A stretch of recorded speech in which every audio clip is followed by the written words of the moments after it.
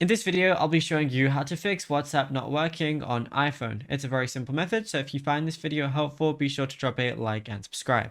Now, there's a few different fixes that we could go ahead and do to fix WhatsApp. So the first one is if you have WhatsApp open, what you can go ahead and do is swipe up on the top, and then it's going to show your app selector, and then all you want to do is swipe up again, and that's going to basically refresh it, try and open WhatsApp again and see if that works. If that doesn't work, however, then what we can do is go over to our settings application, go ahead and scroll down until you find general, then go to iPhone storage.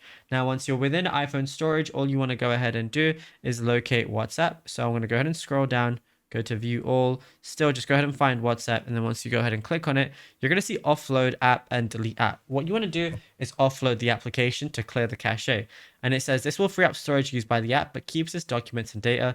And then all you got to do is just reinstall the application after you offload it, and then it should work just as fine because it's going to remove any bugs or in cache that you had. Now, if you found this video helpful, drop a like and subscribe.